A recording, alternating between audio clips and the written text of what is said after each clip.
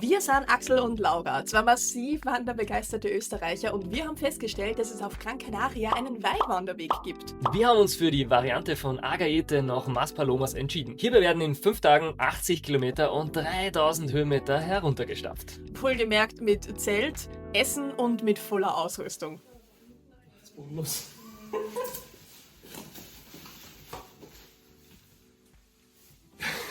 Let's go.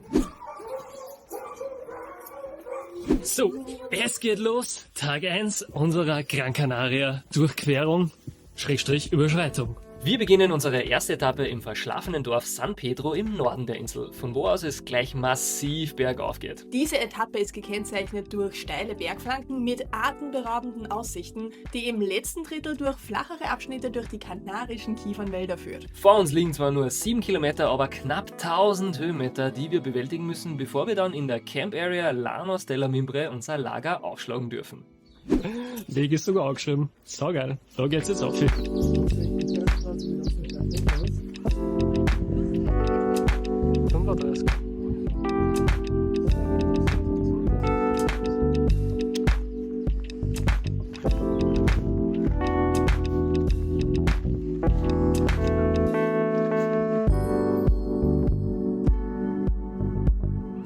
So, 200 Höhenmeter. Jetzt gibt's einmal einen Moment zum Verschnaufen, und wir haben da schon die erste Wasserquelle, wo wir gleich mal wieder auffüllen werden. Natürlich mit Filterflaschen.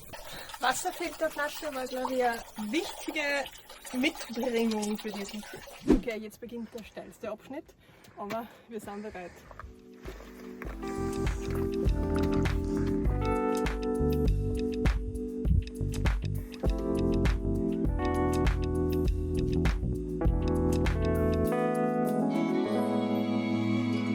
Boah, jetzt haben wir das erste Mal ein bisschen Aussicht und wir sehen zur Küste, wir sehen aber auch im Hintergrund Nebel und es tröpfelt leicht.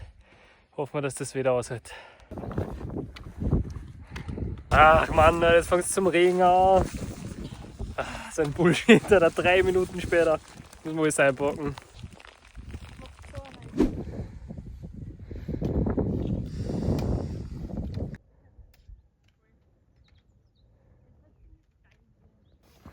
Also Regen hat aufgehört, Gott sei Dank. Ein bisschen nebelig ist immer noch, es ist auch nicht so warm, wie ich es gerne hätte, aber immerhin kein Regen.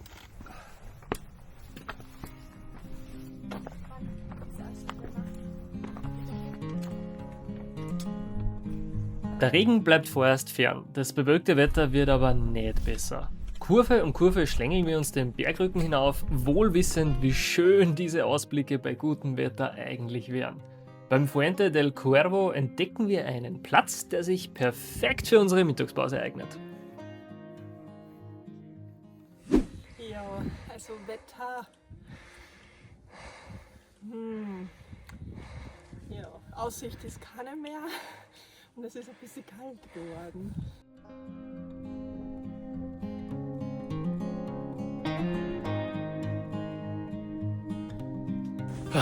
Ja, so trotz Arschwetter, also der Nebel ist echt bodenlos, haben wir jetzt das Steilste geschafft. Ihr seht, es geht relativ eben dahin und wir haben Wald. Wo daheim die Baumgrenze aufhört, fängt es da erst an. Das flachere Gelände mit weichem Waldboden führt uns schließlich zu unserer nächsten Wasserquelle. Sehr gut. So, wir sind beim Stausee angekommen.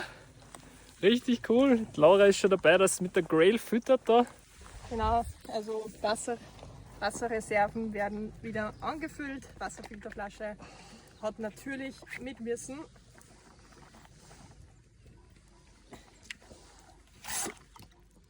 Wollen wir ein bisschen was trinken vorher? Ich darf vielleicht nicht direkt vom Rand nehmen. Wie viele Kloaken hast du jetzt da? Und? Riechen tut es nicht so gut. Nochmal. Naja, das Aber ist. es geht, würde ich sagen.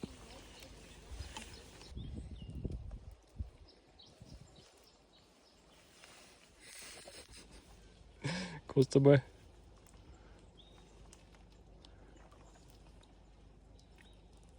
Gut ist nicht, aber es passt. Und Leute, wie schaut's draus? Wow!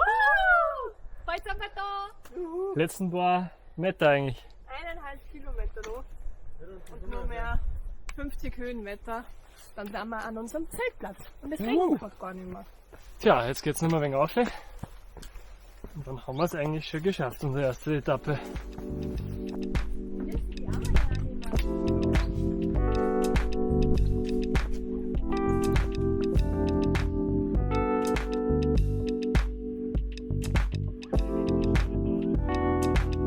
So, wir sind jetzt in einer Abzweigung. Da geht es morgen weiter. Für uns geht es allerdings nur in diese Richtung, denn wir suchen unseren Zeltplatz.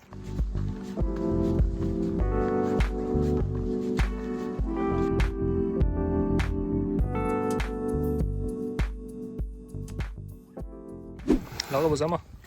Zeltplatz. Wir haben uns ein schönes, ebenes Plätzchen gefunden und werden da jetzt unser geliebtes Zelt aufbauen. So, wir sind beim Campspot, wie schon gesagt, angekommen. Haben da schon alles aufgebaut. Und ihr seht, ein bisschen Sonne ist uns auch noch vergönnt. Es wechselt wirklich jede Minute da zwischen Nebel und Sonne. Und genau in dem Moment geht es schon wieder weg. Das Coole ist, es gibt Müll, es gibt Sitzgelegenheiten, es gibt auch Feuerstellen und ein Klo. Richtig geil. Das nutzen wir natürlich. Und Wasser, das nutzen wir auch natürlich. Drum richtig super Platz da und perfekt für unseren ersten Nachtspot. Schlafen in die 4 Tonnen. Ja, Entschuldigung. Es gibt Essen. So, wir haben es jetzt in unser Zelt geschafft. Es ist schon relativ kalt draußen. Fazit zu Tag 1. War ziemlich cool. Es wäre cooler gewesen, wenn weniger Nebel gewesen war. Und ich habe es mir wärmer vorgestellt. Ja, es ist nicht so warm. Wir wollten eigentlich im Winter entfliehen. Das haben wir da jetzt nicht geschafft. Aber Tag 1 schon mal cool. Schauen wir mal, was morgen bringt.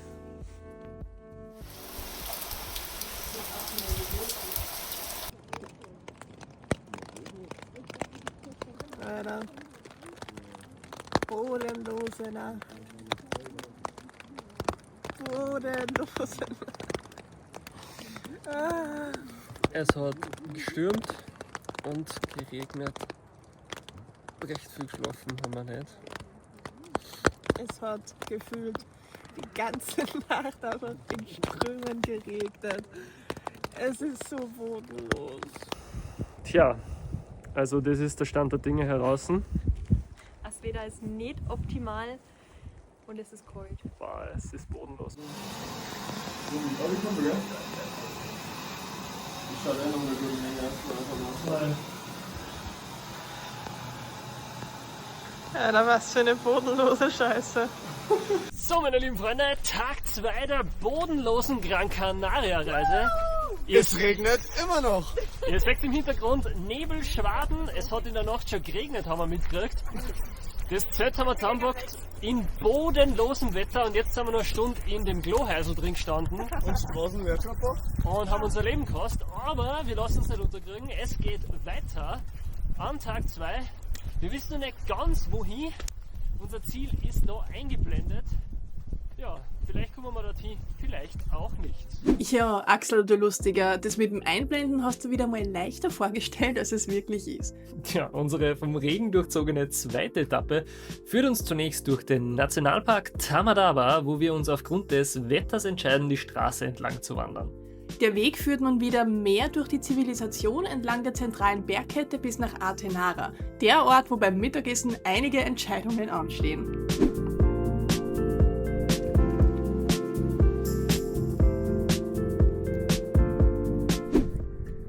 Ja, was soll man sagen? Regen ist vorbei.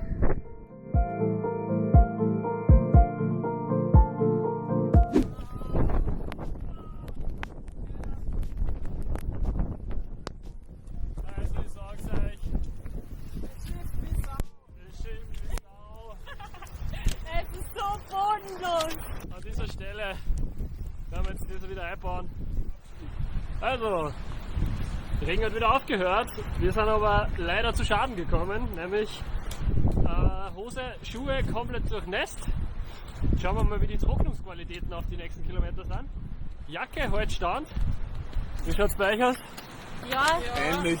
meine Hosen ist los, auch wenn ich jetzt die Hose anhabe. Tag 2 durchmacht.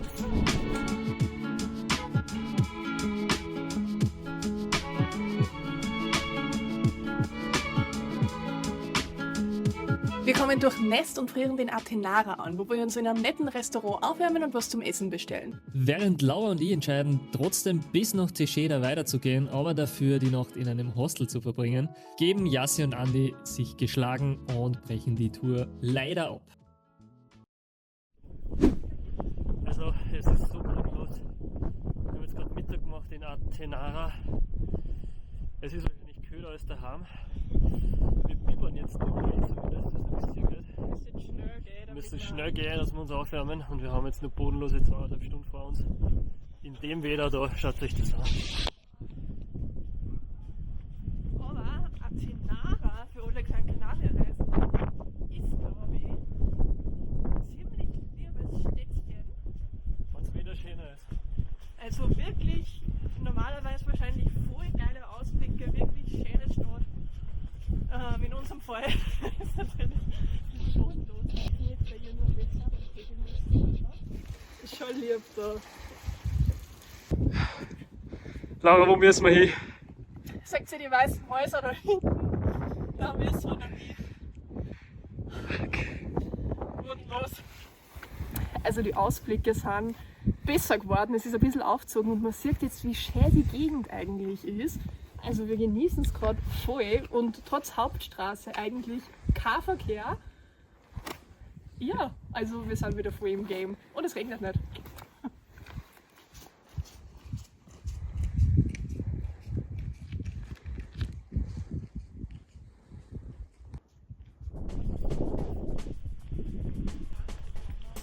Also, wenn man da schaut, mega geile Ausblicke.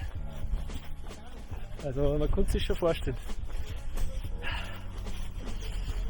Schade um Jassi und Andi in dem Fall.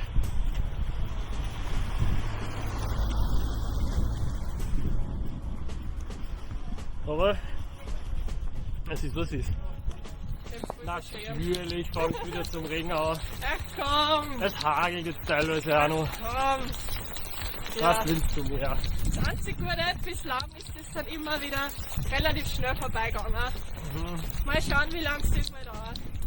Aber lang genug, um uns einmal komplett durchzuwaschen. Es war gerade alles warm. Und trotzdem, Warum? Ein Bullshit, Alter. Ja, das muss echt nicht sein. So, ihr kriegt ja nur Ausschnitte mit.